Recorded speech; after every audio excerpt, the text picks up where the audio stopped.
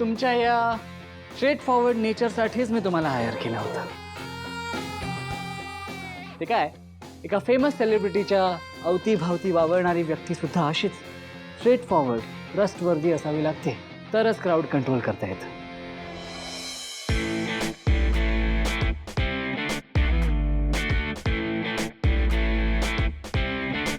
हा काय माझं बोलणं चोरून ऐकत होता? हे असं काहीतरी वियर्ड वागतो हा माणूस आणि म्हणून माझ्या डोक्यात जातो.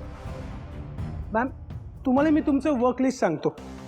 एक्झॅक्टली सकाळी 9 वाजता ऑफिसमध्ये त्यांची PA त्यांना हजर लागते आणि हो 10:30 वाजता एक्झॅक्टली त्यांची कॉफी लागते. जास्त हार्ड नाही आणि जास्त माईल्डसुद्धा नाही. ती कशी बनवायची आहे हे मी तुम्हाला समजवतो. आणि हो, त्याच्यानंतर ऑफिसमध्ये त्यांच्या मीटिंग सुरू होतात. आजच्या मीटिंगचं सर्व डिटेल्स मी तुम्हाला पाठवलं आहे, ते एकदा चेक करून घ्या. आणि सर्वात महत्त्वाचं, सर जेव्हा मीटिंगला जातात ना, त्यांचा जो अटायर असतो हे सुद्धा तुम्हाला फायनल करावं लागेल. ही काय PAची कामं आहेत? या माणसाने कुठले कपडे घालायचे हे मी सांगायचं याला? ही कामं तर एखादी बायको आपल्या नवऱ्यासाठी करते. यांच्या घरी बायको नाहीये वाटतं, म्हणून ही कामं माझ्याकडून करून घेणार आहेत. काय समजतो हा माणूस स्वतःला?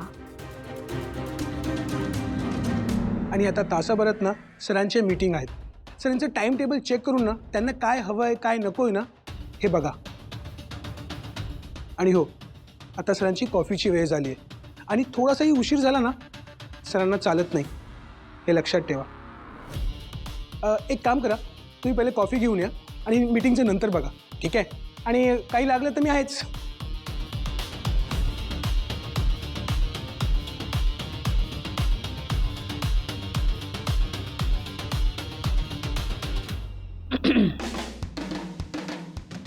हां, कॉफी.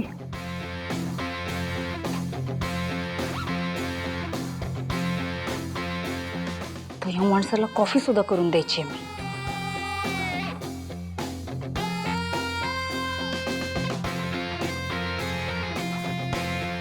ओ गॉड,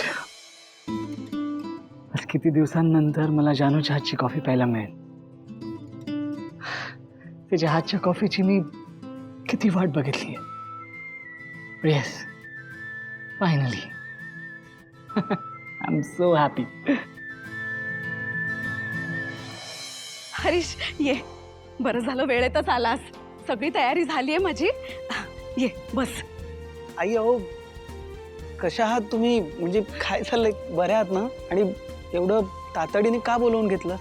तसं महत्वाचं काम होतं म्हणून मुद्दाम बोलवलं. सिंचूसाठी पौष्टिक पदार्थ केलेत ना काही, ते देण्यासाठी बोलवलंय तुम्हाला. ह्याच्यामध्ये ना डिंकाचे लाडू आहेत. हं, मला माहिती आहे लक्ष्मीताईंनी माझ्या सिंचूसाठी लाडू केलेच असतील, पण म्हटलं आमच्याकडनं सुद्धा लाडू जायला पाहिजेत ना, म्हणून खास केले तिच्यासाठी. आणि हे केशर सुद्धा आहे. हां, रोज 2-3 काड्या दुधात घालून घेतल्या ना तिने, तर बाळ कसं असं छान गोरं पान देखणं होईल आणि छान गुटगुटीत होईल. हां, केशर ठेवलं ह्याच्यामध्ये. आणि ही बोरं आहेत, चिंचा सुद्धा आहेत. म्हणजे ह्या दिवसामध्ये थोडंसं आंबट चिंबट खावंसं वाटतं ना, म्हणून मुद्दाम तिच्यासाठी दिलेत. आणि घरचंच झाड आहे ना चिंचेचं, म्हटलं बायकांकडनं गोळ्या करून घेतल्या, त्या ठेवल्यात मी. आणि ह्या डब्यामध्ये ना शेवया आहेत. सिंचू जेव्हा माझ्या पोटात होती ना, तेव्हा मला सारखं खीर खावीशी वाटत होती. म्हटलं तिला सुद्धा खावीशी वाटत असेल. भरपूर शेवया दिल्या आहेत हां ह्याच्यात. आणि बाकी पौष्टिक पदार्थ आहेतच. हां, हे ठेवते ह्याच्यामध्ये. हां, झाले भरून माझे. आई किती खुश आहेत सिंचना प्रेग्नेंट आहे म्हणून. पण जेव्हा त्यांना कळेल की सिंचना प्रेग्नेंट नाही आहे तर किती वाईट वाटेल त्यांना. सिंचनाच्या प्रेग्नन्सीचं खरं सांगून टाकू का मी त्यांना? खरं कळल्यावर त्यांना एक खूप मोठा धक्का बसेल, पण कधीतरी तर सांगावं लागेलच ना. काय हरीशराव, आत्तापासूनच बाळामध्ये गुंग? नाही, असं काही नाही. मी देईन हे सगळं सिंचूला. हो, पण एक मिनिट, मी फक्त एवढंच घेऊन जा ह्याच्यासाठी नाही बोलवलं. थांबा तुम्ही, मी चहा नाश्त्याचं बघते. आई ऐका प्लीज, आता काहीच नको, मला जरा गडबड आहे. हां, मी देतो सिंचनाला हे सगळं देतो. हां, येतो मी. मी येईन ना लवकरच. हां, मी हे देतो सिंचू. थांबला असता. नाही सॉरी, येतो.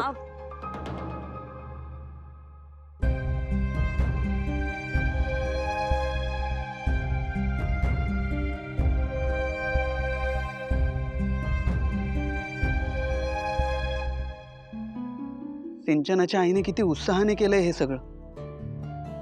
मी त्यांना कुठल्या शब्दाने सांगू की हे सगळं खोटं आहे, असं नाहीये. असा कुठलाही छोटा पाहुणा आपल्या घरी येणार नाहीये. त्यांना जेव्हा हे सगळं कळेल तेव्हा किती वाईट वाटेल त्यांना. मी त्यांना आत्ताच सांगून टाकू का सगळं खरं खरं? सांगून टाकतो.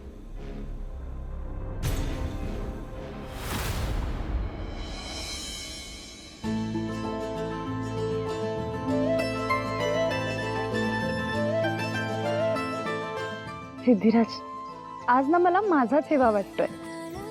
मला जगात जी व्यक्ती सगळ्यात जास्त आवडते ना, तिच्याच बरोबर माझं परत लग्न होणार आहे.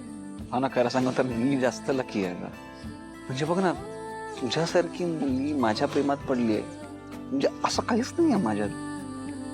ते सुद्धा किती प्रेम करतेस माझ्यावरती. अहो, काही काय बोलताय तुम्ही? तुमच्या इतका चांगला माणूस, बेस्ट पार्टनर जगात कुठे शोधून नाही सापडणार. तुम्ही इतके भारी आहात ना की कोणीही तुमच्या प्रेमात पडेल. मला बरं वाटावं म्हणून बोलतेस ना. नाही हो, अगदी मनापासून सांगतेय तुम्हाला. तुमच्या इतका निर्मळ मनाचा माणूस जगात कुठे शोधून तरी सापडेल का?